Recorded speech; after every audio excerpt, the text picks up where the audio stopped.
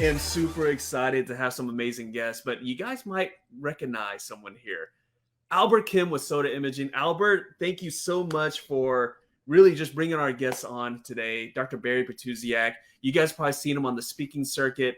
He is just an expert. First of all, he's a phenomenal dentist. He also used to be the team dentist for the Pittsburgh Steelers. So for guys, if you're a Ravens fan, if you're a Browns fan, it's okay. He's still going to give you some great value here. We're not going to make fun of your teams at all here. But, thank you so much, Albert, for connecting us with Dr. Barry, because he's going to talk about building trust and also boosting case acceptance. That's something that all of us as dentists need to do more of. So, Dr. Petusiak, thank you so much for jumping on. And Albert, again, thank you for coming on again. My pleasure. Thanks for having me. All right. So, Absolutely. Thank you for having me. Yeah, thank you so much. So before we kind of dive further in about boosting trust and getting more higher case acceptance, Dr. Barry, talk about your experience. You're a renowned speaker. A lot of people in this group have heard you speak, but hey, you're just not a speaker here. You're also a practicing dentist. Talk about your practice, how long you've been practicing for, and why are you so passionate about building that trust with patients and boosting case acceptance? Well, Glenn, again, thank you so much for having me, and it's a privilege to be on with Albert this morning. It's all about relationships. It's all about relationships, whether it's in the office, out of the office, everything, it's about relationships. And establishing those relationships, we establish those, and therefore we're going to establish trust. So just to tell you a little bit about me, Dad was a farmer, Mom was a school teacher, I became a dentist. Really wanted to be a farmer, but didn't make it. And grew up in the hills here of Western Pennsylvania, and I'm very fortunate to practice in my hometown and about 30 miles southwest of Pittsburgh, little town called Washington, Pennsylvania. I was also privileged to be the team dentist for the Pittsburgh Steelers, and also very, very privileged to go through the US, Canada, Italy. I've done about 550 seminars with my brothers and sisters in dentistry. And what a privilege that has been over my career, and just so excited and passionate about where our profession is going right now. I mean, there's not enough time in the day for me to talk about all of the innovations that are, in the pipeline right now, and such an exciting time to be a dentist. So privileged and so happy. Well, and I feel the same way. And again, there's always different things that we have to face, right? I mean, right now we just got through a pandemic. We just got through, now there's staffing shortages. There's the great resignation. There's all these things here. And what I tell most dentists is, look, you're always going to have things come up. They're always going to have obstacles, but there's always there's fundamentals. There's fundamentals you have to do in your practice to make sure you have a successful practice. And it always goes back to case acceptance, right? If you ask your patients, okay, hey, do you want to do this crown today? Or do you want to do this implant? And you give them a choice between that and maybe getting the new iPhone. I mean, where are they going to answer, right? But again, it's all about showing that value there. So again, just talk about that. Why do dentists, have so much problems with this? And why is it such an important skill to have when you want to have a successful business? Well, Dr. Glenn, you hit on a number of key points there. First off, when you and I graduated from dental school, we were 100% trained to be dentists. Yeah. And in most instances, we were 0% trained to be small business people. Yeah.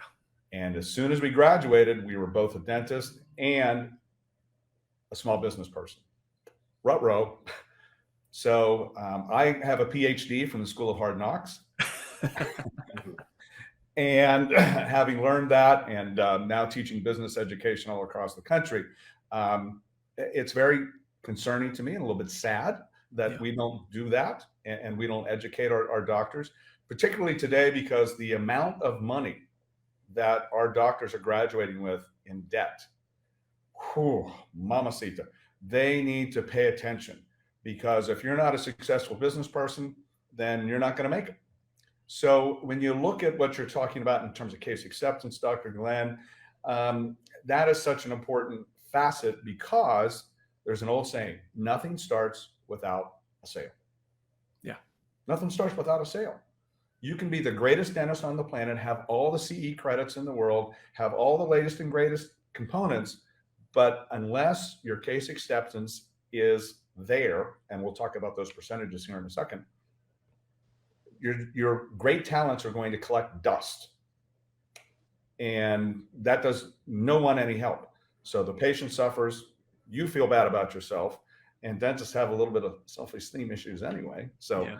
My goodness, that really becomes a cascading effect. So let's talk a little bit about case acceptance.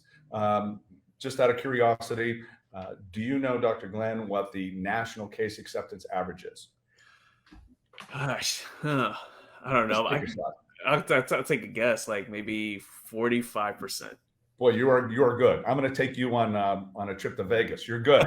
So it's about 35 to 40%, depending upon who you ask, and that's really about it. Our case acceptance last month was, drumroll please, 94%. Wow. Yes.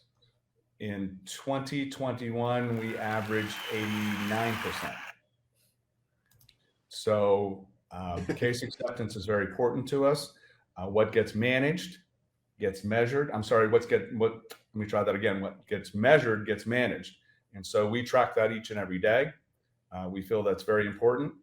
And my process in the case acceptance is very minimal because it's about trust. I don't sit there and talk about, well, look at the threads on this implant, or look at this endo file that I'm going to use. It's all about building trust with, let's say, an intraoral camera. So that's a big part of the process. So you have an intraoral camera, and that patient now can see that crack in their tooth. You know, we call them pandemic teeth now, sadly, our whole profession, because we're seeing so many more of them than we used to.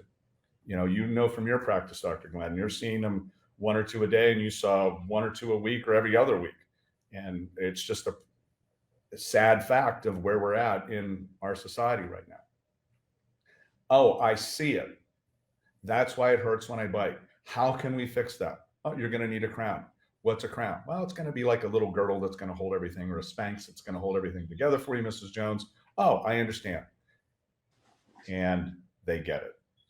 So it's from working with great people like Albert that give us this marvelous tool to use, great technology, and there you go. You know, Dr. Bear, I'm going to ask you a kind of follow-up question there, because again, so many times people are like, okay, well, we see the importance of using like a camera, right? To show patients what's going on. And again, I wish sometimes whenever I go to get my car service, I wish the mechanic had a camera to show me, right? Like, I'm just like, okay, I guess we'll do it. I wish I had a camera there, but we're just so lucky, so fortunate to have these tools here. But let me ask you this: why is it so important to have like a high quality camera? Why can't just any camera do? Why something like, why such a good camera like the camera that Sota has, as opposed to one of these other ones that you can find anywhere else? Why is that so important? That's a exceptionally good question. And it reminds me of this. Everybody gets the big things right in life. Yeah. But it's the little things that make the difference. So you are only as good as the people that you surround yourself with and the things that you surround yourself with. And if you want your patient to believe that they're going to get a high quality restoration from you, you need to use the highest quality products around you, the highest value and the highest quality products. And so if you want a nice blurry image and Mrs. Jones is going, wait a minute, is that Bigfoot or is that a tooth? Wait a minute. Then by all means, run down to Walmart and get that, 99-cent camera. But if you want something that's going to provide that the cracks in the tooth are hard to see. Why do we wear glasses, right? I mean, so if you want something, that's where Sota comes in, S-O-T-A. That's where Sota comes in and says, here, this is going to be a difference maker. I call it a game changer. Yeah. That's my little thing. I call it a game changer. Yeah. Just like with their x-rays. They have these great sensors that are super soft.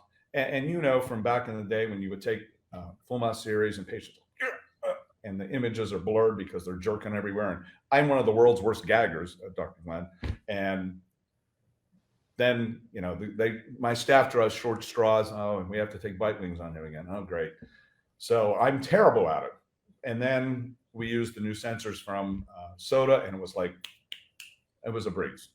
So it's just all of those components add up And then that all has that patient going in that direction of, yes, this is going to be easy. This is the place to be. In their mind, their self-awareness, they're going, I'm being taken care of here. This is a good relationship. They care about me. They're showing me that they care. So, Dr. Berry, walk through so when the patients, you're listening to their chief complaint, you're sitting there. Walk us through your process as far as like presenting the treatment, using the radiographs, the intraoral cameras that you like so much from Sota, and just walk us through briefly. Obviously, guys, if you want the whole spiel, you're gonna have to go to the many events that Dr. Berry speaks at here. But we're going to get a little sneak peek, right? We're going to get a little sneak peek here. But walk us through, when you're looking at the image on the screen and you're talking to the patient, like what are some of the verbiage you use, and what's kind of like the workflow there when you're looking at the images? Sure. So you know how when you go and get your car fixed and the guy talks in car language. Yeah. And I don't know about you, but I don't know a Johnson rod from a slips thing to a whatever, to the Twinkie thing. I have no clue what they're talking about. And they're like, yeah, the Johnson rod over here needs to get to just fix it, dude. I don't know. I need my car, right? So I use people language. Yeah. Mrs. Jones, you have a cracked tooth. That's why it's hurt? Yes. Let me show you. So the process would be, the patient comes in, gets a triage, let's say. It's Monday morning. Okay, Mrs. Jones is added to the schedule. Why is that? Oh, she has a boo-boo on her lower right. Okay, so staff is very involved and into this. They know the exact things to do. They carry the mail, so important. And then they'll take a PA and they'll take an intraoral film without even asking, which tooth, blah, blah, blah. They're going to set up the table, if you will, set the stage, so that we can have a successful process. They're going to ask Mrs. Jones some personal questions. Hey, how are you? If they're new to the practice, tell us a little bit about yourself. All of those things. Building a relationship. That's the most important thing, establishing trust. So then I'm going to come in and I'm going to talk to Mrs. Jones. Mrs. Jones, first thing I'm going to ask her is, what do you like to do in your spare time? Because I don't know about you, but when I'm out of the office talking about teeth, unless I'm with my brothers and sisters in dentistry, not high on the topic list. I'd rather talk about the Steelers or my Pitt Panthers or the NFL draft, not the Cowboys or the Ravens, but and things of that nature. I don't want to talk about the mesio-buccal cusp of number 30. Nothing personal, but having done this for 30 years. So Mrs. Jones has a passion. She wants to talk about her grandchildren, or she wants to talk about her knitting. Okay, great. What do you knit? How many grandchildren do you have? Tell me about them. Do you have a picture? Oh, great. Now we're establishing trust and a relationship. Then I'm going to say, Mrs. Jones, what is your problem? Oh, when I chew over here, it bothers me. Okay, we're going to walk through that process. What's your pain level? Scale of 1 to 10, Mrs. Jones. 1's a mosquito bite, 10's a train wreck. Where are you at? I'm at an 8. Okay, that's rather significant. Let's take a look. Okay, well, our staff told us that it's this tooth. Is that correct? If you had to point to a tooth, which is it? So then they identify that, which is very helpful. Mm-hmm. And then I'm going to say, okay, well, let's take a look at what our staff established for you. And we'll look and say, wow, look at this great radiograph. Isn't that nice and clear? And you're going to follow my little arrow here, and we're going to show you, do you see this? That looks like an infection. Do you see this gray area? That dark area, that's all pus in there, Mrs. Jones. Oh, infection, pus. People terms, not widened PDL, right? They don't need to go to dental school. You and I went to dental school, Dr. Glad. So then we're going to say, okay, well, let's take a look at this intraoral film. Oh, Mrs. Jones, do you see this line here? Yeah, I do. I see that. Huh. What is that? Well, that's a crack in your tooth, and that led to this abscess of your nerve, and that's why you have an infection. Oh, I don't want that. How are we going to fix that? How are we going to fix that? So they already accepted. one word of caution, one huge word of caution. So then if they ask, how much is this going to cost? Never, ever, ever, ever. There are a few never absolutes in life, but this is one of them. Never juggle chainsaws. This would be another one.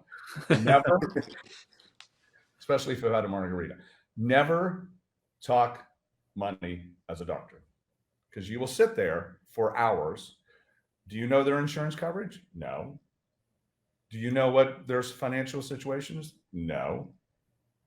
Should you? No. That's why you have teammates to do that, so that you can move on to the next thing. Because if you do, they're going to hit you with every sob story in the book and explain all their financial situations, et cetera. And remember, you're the bad guy or bad girl in the dentist. You're the bad guy because you drove the big car to work. You took your family to Disney World. You're the bad guy. Your staff has nothing to gain. Right. So they are the most trusted members to do case acceptance. So at that point, I'll say, Mrs. Jones, do you have any other dental questions for me?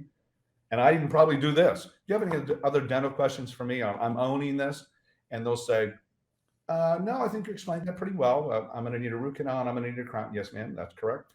Mrs. Jones, Gina will now take care of you.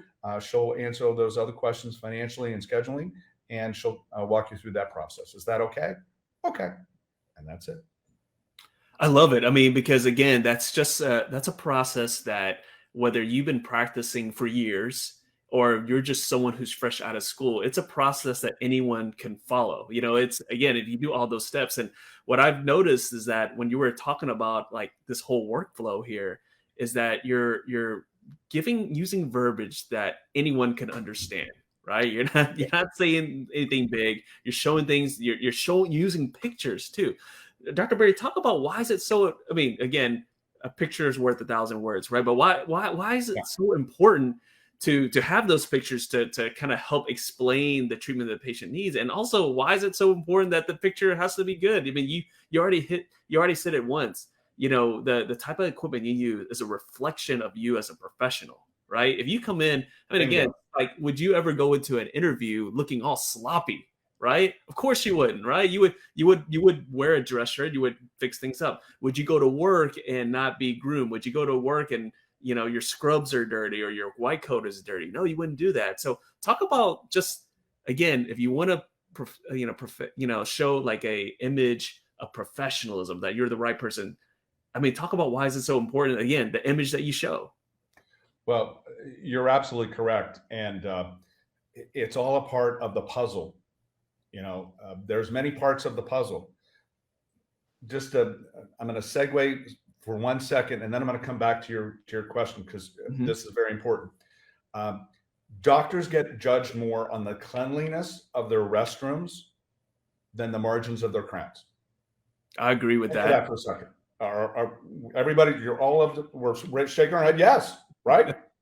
If you walk into that doctor's restroom and there's, you know, paper towels on the floor and there's no soap in the dispenser and there's a toilet that isn't flush, and you're going, I don't think I'm in the right place. And that could be Gordon Christensen's twin. Yeah. And you'd be like, nah, I don't think so. That place isn't for me. And that goes back to what you were just talking about, what you're using. So if you're using a high quality, high performing, easy to use for the staff, because the staff has to buy in. So if the staff doesn't buy in and they're complaining, oh, Mrs. Jones, this x-ray is going to take 25 minutes for me to figure out, you know, that's not good either. So they have to buy in. They have to know that you, doctor, care. I am going to use the highest quality instruments that I can provide for my patients. Period. There's no compromise, because your staff they're also patients, right? So it's establishing that trust. It's living that trust. I guess that's the word. It's living that trust. And if you live that trust, your patient sense it, your staff senses it, and it just goes right through. That's why that high quality image, that high quality photo of that patient's issue, like you said, when you would go to get your car serviced, makes the biggest difference. Yeah, I love that. Okay, so Albert, you're gonna have to use that, living that trust, right? Like we're gonna have to get that from Dr. Barry there. Albert, I'm gonna ask you. Trademark that for me, Albert. Trademark for me. Dr. Bartusiak is just punchlines after punchlines, so we always use his lines in our marketing. I love it. Marketing genius, yes. So Albert, I'm going to ask you these things too, and again, that's something that obviously the quality of the image, right? You want to show the patient like, hey, this is the right place. We use high technology. We use only the best. But there was something that Dr. Barry said as well, is that the team has to buy in. It's something that I really liked about Sota is, again, to let everyone know, I switched over to Sota Imaging, and Dustin Johnson, who is the tech guy over Sota, he was saying that the goal was to have as least amount of clicks as possible. So my team's always saying, man, this is so much easier to use. It's so much easier to use.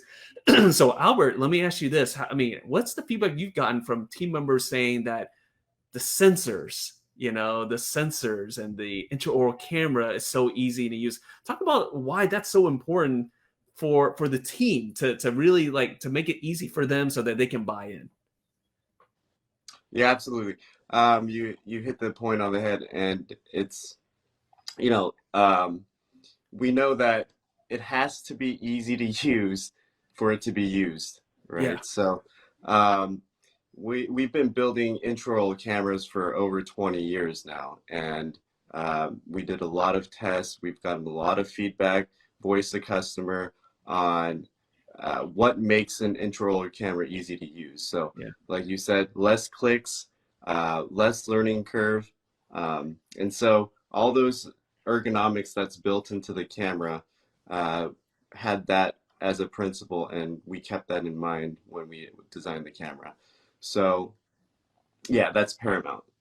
And Albert, another thing too is, again, we had a post in the group. They were talking about, well, hey, what's a good sensor for pediatric patients? And I said, guys, I have one from Sota, and it's literally the best one, because here's the thing, if you see a lot of kids, let's not even say kids.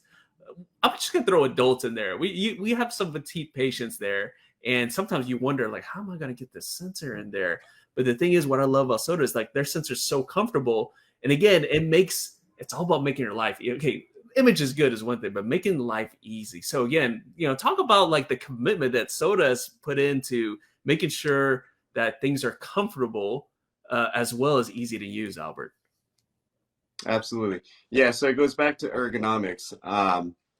There was a survey done with all the sensors in the past few years, and the 4 flat beveled corners that we see in the adult size sensor, that's very popular, and that broadens the contact surface area, so there's less sharp points. So we adopted that into the pedo sensor, and it's the only pedo sensor on the market that has those 4 clipped corners. So it, again, broadens the contact so that when it's rests in the hard palate, you have the maximum contact surface area, so that they're not gagging. The pressure point is broadened, so so it eliminates the pain. And Albert, when people say, okay, well, I don't think I need a pedo sensor. I mean, let's be honest here, okay? I mean, most of the time we use, for the users that have bought from Sota, I mean, I'm sure they've told you they use it a lot on adults as well, right? Oh, absolutely. I mean, everyone has a different, size in their oral cavity, so it's not always one size fits all. And that's why we have multiple options there. Yeah, absolutely. And so, Dr. Barry, I mean, I'm gonna take you back in time here. I mean, do you remember, way back in dental school where we had to learn how to take radiographs off those Kodak films that would just cut the floor of your mouth? So yes. So how about the dip tags? Oh yeah, the dip tanks too. So again, we bring that up because again, that's what the patients. Again, I'm going to tell you guys right now, the patients that give me the most work, that I love taking care of. These are the patients that grew up with those type of film, cutting the floor of their mouth. Sitting there and waiting for the film to process. But what better way to get case acceptance when you have that type of patient who's has worked years of work that needs to be replaced now, right? They're probably in a better situation that actually can get the work done. But what better way to get case acceptance to just impress them with all the new technology and take the anxiety away of you're not gonna cut the floor of my mouth. You're not gonna, you're actually gonna show me what I see. Talk about all the times. I mean, again, you use this all the time, but how often do you feel like that actually aids in the case acceptance, being able to show off the technology, being able to show the pictures? How does that Glenn, go? you're absolutely spot on. You are just so in touch with everything. It's so impressive. You hit the nail on the head, and that is all part of that trust building process, that relationship building process. Taking a film without having blood on the sensor. Wow. Not having to wait 10 minutes and then having to do a retake of the film because, we didn't change the chemistry today, or we had whatever, who knows? Remember those days where, the chemistry's gone. We have to take another set of films here. So, geez, back in the day, what a difference, how much we have grown as a profession. Again, we started earlier in our conversation about so passionate today about what we have and what's in the pipeline and all of these wonderful things that are kind of coming together. Maybe, in a sense, the pandemic was a little bit of a blessing in disguise because we had a lot of people with some time on their hands, so to speak. And, Albert was probably developing things in his brain and with Dustin. I mean, you want to talk about a brainiac, Dustin, my goodness gracious, that guy, wow, unbelievable. I mean, he has more brains than Carter has pills, so to speak. What a genius he is. Such a pleasure to work with. And, heading back to what you were talking about, that comfort aspect, that building confidence, building trust. Geez, this is a lot easier than I thought. Or don't you love it? And Dr. Glenn, when a patient says, I tell you what doesn't make your day when the patient goes, is that it? Oh, yeah. Huh? Then you go, yes. And that's the time you say, Mrs. Jones, how about a Google review or something like that? My staff will do that, which is great. They're like, hey, you like us? Why don't you, or something like that, or send us to people just like you. So again, all a part of that process. And speaking of, asking patients for a referral, I always thought back in the day that, wow, if we treat everybody nice and do the right things, they'll just send us folks. Doesn't work that way. You have to ask them. And also we found out that if you ask the crappy person that comes in, they'll send 2 other crappy people. So don't ask the crappy people, ask only the nice ones. And they'll send other nice ones because birds of a feather flock together. So much like, you have Albert and his team. And if you ever have the opportunity, meet them. I mean, just top shelf people, great to work with, easy to work with. And as he was talking about, he understands, he gets it, as I like to say in life, he gets it in terms of he wants to make your life easier, Dr. Glenn, my life easier. What steps can we do, guys, to make Dr. Glenn's life and his patients a little easier? I love it, guys. And here's the thing. I mean, if you already noticed, Dr. Berry over delivers it. He threw in some extra pearls there. You can implement the very next week. The one I love is, hey, if you don't like this type of patient, don't ask them to refer those patients. Right. I love it. I'm going to use that all the time. Everyone should use it. That'll save you on your stomach lining there. But, Albert, I want to bring you back in here. And guys, I want you to let you guys know that we're going to do a Facebook Live. We're going to talk about all the great products from the Claris to the Clio, all the products with Sota that I actually use in my practice. And Albert and Sota always over deliver. Like, well, we have actually a long-term client of ours who loves our products, and he's like just this renowned speaker. I was like, who is it? You gotta tell me who it is, right? And then so he's surprised, like, yeah, Barry Bertuzzi. Yeah, man, I've seen that guy speak. He speaks all over the country and stuff like that. So again, that's the type of people with Sota us, right? So over deliver, bringing Dr. Berry on here. Dr. Berry just dropping all this great knowledge. But Albert, again, I want to talk about here's the great thing I love about Sota is that someone's like, okay, I'm not sure if I like the sensors. I'm not sure if I like the intro camera. all right, yeah, Dr. Barry might like it. Dr. Vo might like it. Okay, you guys might like it. What if I don't like it? I love the policy you guys have. So can you just talk about that? If someone wants to try like the sensor, so once I want to try like one of the other products, like what is the policy that Sota has always had? And again, they've been around for a long time. It's not a new company, guys. They've been around for a while. But Albert, for those who are like listening, they're like, okay, well, if Dr. Barry likes it, let me try, but I'm not sure. What's that policy for people who want to try the products out? Yeah, absolutely. And this is something that's been forged over years and just through our practice and our high batting average. I know that Dr. Bartusiak has an extremely high batting average with his case Yeah. acceptance at 94%. Maybe not quite as high, but it's up there. So we know that once you try it in your hands, once we integrate it, because we have such great integration specialists on our team, once it works in your system, we have a pretty good idea that you're going to keep this. So we send it out, no money obligation. We send it out for 7 days. We integrate it into your workflow, into your equipment. And if it works, you guys get to keep it. And it's our demo by mail program. And so that's how much confidence we have behind our products and our team. And we try to achieve that high batting average by giving that option. I love it. And guys, again, I mean, if you've been on the fence, if you've been wondering, right? I mean, it doesn't get any easier than that. Try it out. They let their products speak for themselves, right? You love it, you pay for it, you keep it, you get to keep using it. You don't like it, you send it back to them. And guys, we also have a sweet Nifty deal. I'll put it out in the comments section as well. But again, Albert and the rest of the Sota team are in the group. You guys can always ask them. Dustin, obviously, so many of you guys have asked him tech questions. He's in the group as well. But here's another thing too. So Dr. Barry, back to you really quick. Yeah.